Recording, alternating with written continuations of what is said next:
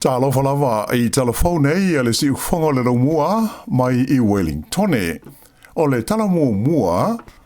o tangata uma ua se fulu tau sanga pe siri atu talu na ova o la tau aso I tonu o New Zealand o le a wha ngaloina ma ave I se visa wha apitoa e ave ai la tau ma tangata nofo mau o le tunu.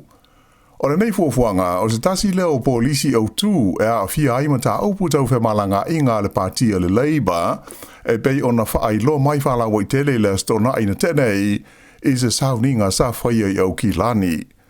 O le nei fuafuanga, o ai ia o le whaato e senga alo ia le sa whaia I le lua tau sanga te ruai e le tamaita I sa pāle mia le nā taimi o Jacinta Ardern ma le whainga mā loa le Labour mo te ngata atu motu ia nā whaina ona o se whainga leo ma le ofisa o whe malanga inga iwa veao I le vai taimi o le tausanga e awha iwa se lau fitu se furu ma wha solo mai ai.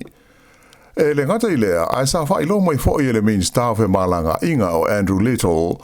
o leisi vaenga o le whainga wha vai tau whe malanga inga a le Labour e awhi ai le visa wha apitoa e se furu tausanga e ao ngā ai whao ngā lea mō te ngata e malanga so mai I New Zealand mai e tunu I whafo ai mai se moni a se singa e a matatu I le ta iono ma sina e o I le ta I lima tau sanga le umi e mawhai ai ono malanga mai I a mātua ma mātua tausi o te ngata ia o nofo maua I New Zealand le ta imi nei e mana omia I lalo le nei polisi le lango ina lea e whanau o la tau mātua ma matua tausi pe a whai e fia malanga mai la tau ia I lalo o le nei visa wha apitoa e se furu tau sanga le umi e ao ngā ai. O le astona ilawa fo isa wha peona to e wha ai loa mai ai whala wai tele e le taitai o le National ia Christopher Luxon ia le fofuanga wha ta atia a lana pāti mo le tamau a inga o le tunu.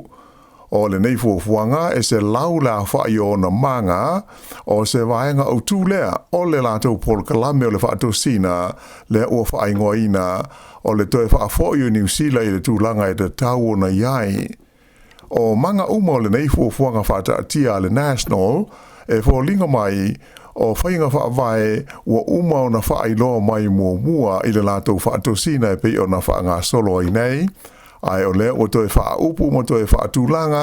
ma wha ingoa ai o le fuafuanga tau le tamau a inga. O le manga mua o le wha moile nei e awhi ai le wha ititia leo tupe alu I le tongi ma le tau o kone sale ma tangata whainga renga wha kone karate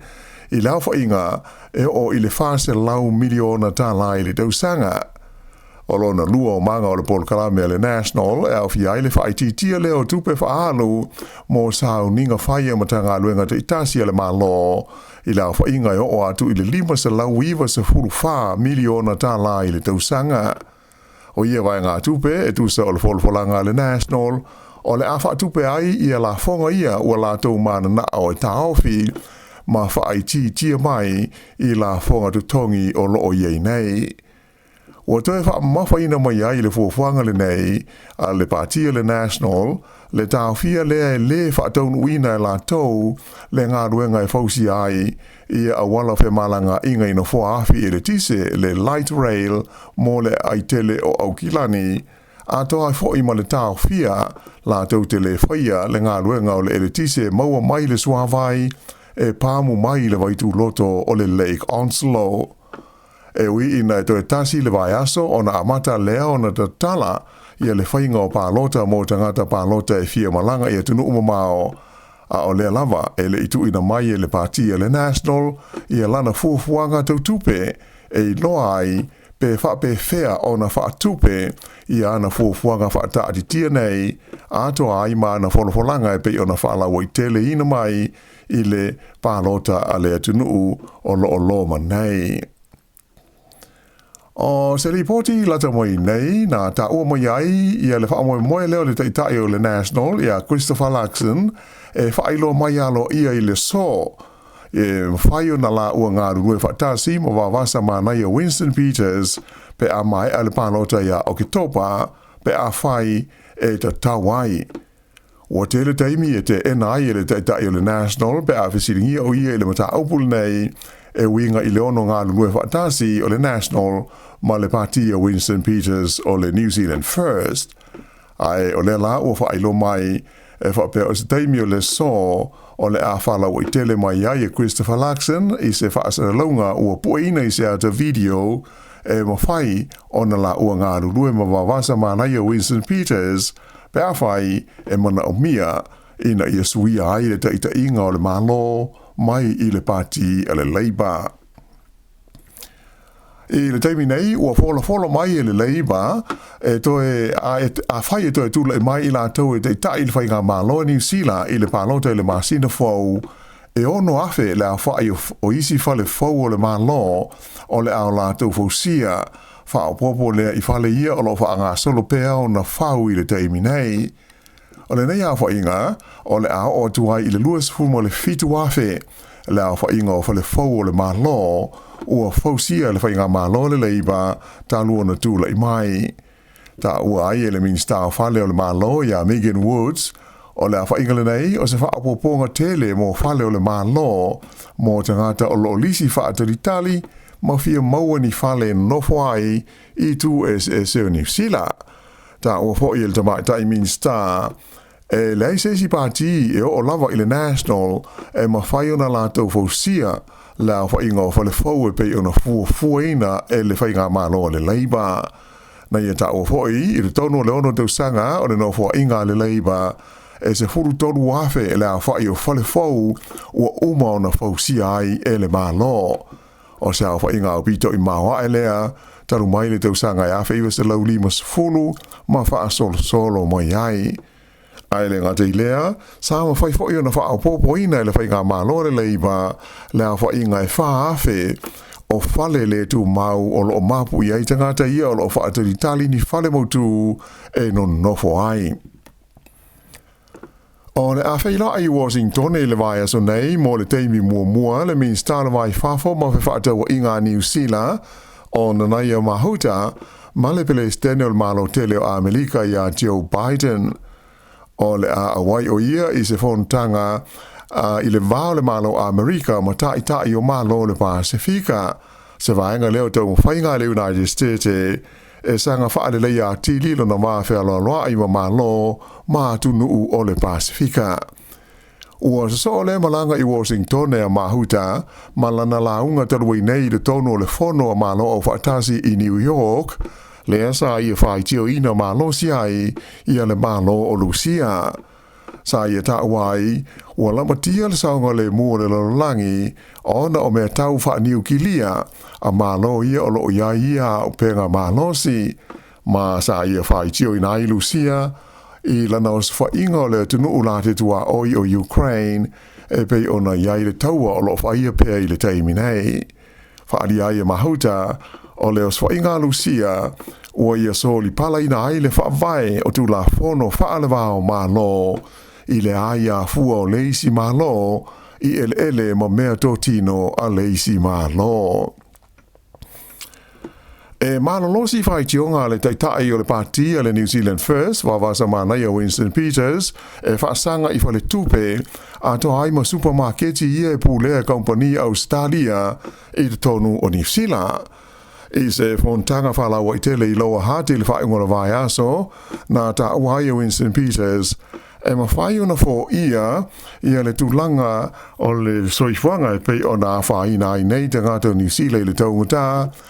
pe a whaia se fuafuanga e whaasanga i supermarketi nei e pūlea mai e Australia, ma le whaatulanga ina o le tau o lātou o loa. E le ngā teilea, a e le tau fōi ona whai o vave, ia se fuafuanga i whale tupe Australia ia i le tono New Zealand, ia o loo ngoto unga i aile malosi o tangata New Zealand, e o wala i le so ona mawae o a lātou polo fite, ma tupe ma mai mawai. Sa fola i lea whaatasinga i wawasa mana i Peters, a whai e vera na pāti ma vaenga o leisi whai ngā malois o aia New Zealand, o le atau mwhai, e una ia le whaia leo se sue ngālo ia e whaasanga i supermarketi umanei a to haima whale tupe e pūlea e kaumpani matangata o Australia. ua whetauira amtanga o le tuuanga wa onga le whanau ma winga lolo wa ma whaatimu timu o le tau I nisi vaenga o le tunu. Sa wala o ia mai ia ti munga ma mafa e a fi haile tala whaatai sa e lo motu I mātu I le sa nafi. Whaasolo solo ma ia I le so. Ai mai se I tu malo e Bay o Tairafiti ma le Bay of Plenty. Whailo ma ia le Met Servers. O ia winga susu o le tau. O le a whaasolo soloane I le tu langi mātu sifo. Whaapeo na a fi hai au kilani. Lea o le a whaasolo I na mamafa ai ti munga I le awa udi o le so. O winga wha le tonu nei ma le lolo wa o le tau. Sa a fia te leise vaenga tele o le motu I sau te le vai aso taruai. A le ua whaasolo solo mai a ngai mai I le motu I mātu. I le taimi nei o lo ngā lulue le au whai awala e toi wha le leia. I le awala au tua ngai le talawhatai sifo le motu I sau te. Lea sa tāpunia taru mai le stofi ua mawai ina ua whaalenga ina I tūlanga whaale tonu o le tau I lea vaenga o le tunuu. O le awala telenu me laono I mātu I le nuu o Makarora e whesota I ai le West Coast ma le ai o Queenstown ma o le motusia I tā whenga ua whenga I ai I a tangata o le vaenga o New Zealand ma le mamao wha a popo e awhe kilomita le umi pe a fia malangane I Queenstown. Whailo mai ai e sui o le pulenga o le awala tele le waka kotahi e tu se luas furu hafe mita ku pita o le palapala ma maa e mana o mia o na ave sea mai o na whaato a mawhai lea o na toi te tala le nei awala tele. Staimi o le so e le tau na maua mai ai se li poti au pito lata mai e le waka kotahi e tu sa o lea ngā ruenga. I lisi vaenga o le tātou tala, na maliu I le whae unga vai aso le tamai tai whai pisinisi longa I le ai o tāuranga e ngā ia Chloe Wright e tu sai o se whaalinga lo ia mai lona ainga I le sa ananafi. O le neiti nasa ngā lue malosi I ngā luenga whiso soni ai mo isi tangata lutele ai mai se lava le tu pao tina talavou a toa ma whanau I le fo ia leo whaafitau li e whenga iai I leo langa tupu ae. Ta ua le whaaringa lo ia mai lona ainga e whaitau wafe tangata sa mawhai le neiti nao na whiso swani malangolango iai e se mai iai lona lava ia ainga ma lona li I ia Wainwright. O le tausanga lua afe lua sifuru sa whaahea I na ile nei tamai ta I le whailonga tau o loa New Zealand o le New Zealand Order of Merit ona o lana tautua ma le au nanga mo isi. O la ua malona li isa whaawaina whaalapo tonga o le Wright Family Foundation a to ai fo I male no whanga I ta ua o le Bethlehem Birthing Center. O ia fo I o se tasi sa fiatele I le whaawaina o le whaalapo tonga whaala o onga e whaingoina o le Best Start Educare I le tausanga a whiwa se lau I wono le ua whaafoina nei e le kompania lona ainga le Wright Family Foundation. I ta alonga, kirikiti whaalawao mā lona au kirikiti a li New Zealand le Black Caps I le la ta alonga lona lua o le vaenga e te tasi aso ma le au a Bangladesh. O le ta alonga I le ai o taka I le aso tonai e valus furono ai na malo ai New Zealand. Lua se lau lima whao la tau ai sa tuli e le au a Bangladesh ai e le I maua.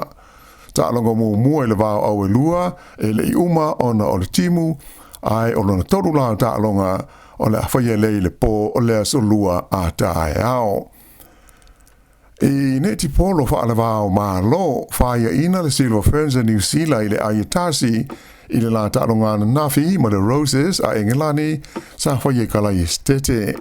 O ai o le ta alonga maa ta ina lima a Engelani ai e lima wha New Zealand. A o le I amata ina le series le nei le vao au e lua mo le ipu e ngo le Tiny Jameson Trophy sa a whaitio ina e New Zealand Engelani e whapea o le ua au maila na aulo na lua mo le taimirisanga le nei ai wha amalo lo le lato au le na malo I le ipu le lalulangi taruai nei. O le asolulu la lo na lua o ta longa I le vao au e lua e whaia mai lea I le ai o Porirua. I hao le whai unga le nā o Tala Fou.